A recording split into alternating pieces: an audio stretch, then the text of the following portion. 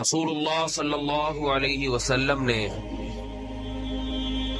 قرب قیامت کی کچھ علامات بیان کی ہیں. وہ علامات جو صحیح احادیث سے ثابت ہیں، ہمیں انہی علامات پہ ایمان رکھنا چاہیے، اور جتنی تفصیل بتا دی احادیث میں اتنی ہمارے لیے کافی ہے. اس سے زیادہ کی جستجو نہیں کرنی چاہیے. سمجھ رہے بات کو؟ نہیں سمجھ رہے؟ جتنی بتا دی اتنی کافی ہے. زیادہ آگے جائیں گے تو جھوٹ پلوت شروع ہو جائے گا، اس گڑبڑ شروع ہو جائے گی، ہوائی فائرنگ شروع ہو جائے گی. ہمیں نبی نے بتایا حضرت مہدی آئیں گے، اور آنے کی کیفیت یہ ہوگی کہ مسلمان ان کو خود تلاش کریں گے، اور تلاش کرتے ہی مجاہدین کا امیر بنا دیں گے ان کو، جہاد کے لیے، لڑائی کے لیے.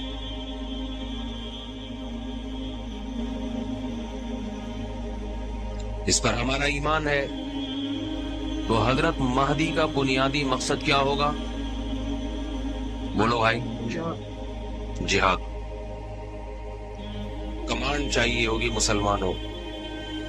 اس کے لیے حضرت مہدی کا سلیکشن ہوگا وداؤٹ الیکشن. سمجھ رہے؟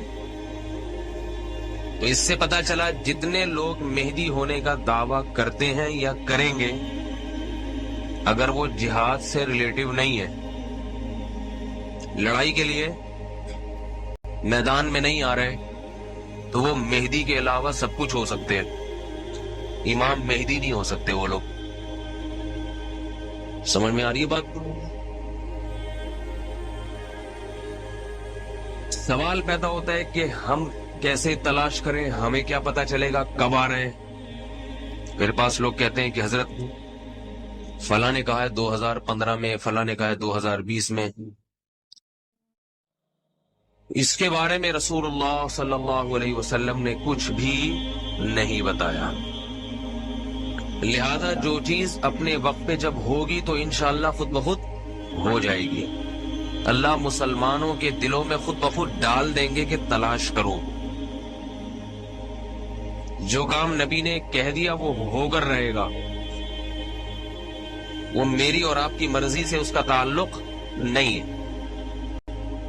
لہذا یہ بحث فضول ہے، عبث ہے. کب آ رہے ہیں، کہاں آ رہے ہیں،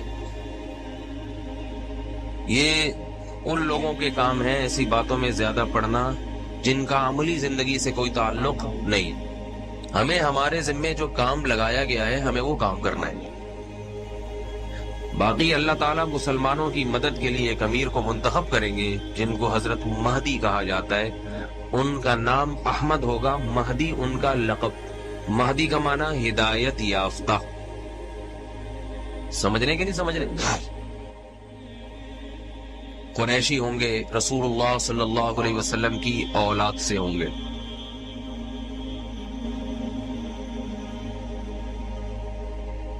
سن 2015 میں ہوتے ہیں یا 16 میں ہوتے ہیں یا سن 3015 میں ہو یا 4015 میں، ان کے آنے میں 1 سال ہے، 1 صدی ہے، 1000 سال ہے یا 6000 سال ہے، ہمیں اس بارے میں کچھ بھی معلوم، بولو بھائی، نہیں. ہو سکتا ہے بھی 18000 سال ہو ان کے آنے میں، یہ بھی ممکن. شاید اللہ مسلمانوں کی فی الحال ویسے ہی مدد کر لیں، قربانیوں کی لاج رکھیں اور ویسے ہی مسلمانوں کی مدد ہو جائے حضرت مہدی کے بغیر. اور حضرت مہدی کو اللہ اگلے وقتوں کے لیے اللہ نے رکھا ہو، یہ اللہ کی مرضی ہے، میرے اور آپ کے سوچنے کا کام نہیں. حضرت مہدی کا مسئلہ تو حل ہو گیا، کیا خیال ہے؟ اب حضرت مہدی پر کتاب پڑھنے کی ضرورت، کیا خیال ہے بھائی؟ ہے؟ اب آپ کتاب پڑھیں والدین کے حقوق پر، بیوی بچوں کے حقوق پر. سمجھ رہے ہیں نا؟ اس قسم کی کتابیں پڑھیں. تاکہ آپ کی جو پریکٹیکل لائف ہے نا، آپ کی جو عملی زندگی ہے، اس میں آپ کو فی الحال جن چیزوں کی ضرورت ہے ان چیزوں پر ہم اور آپ عمل کریں۔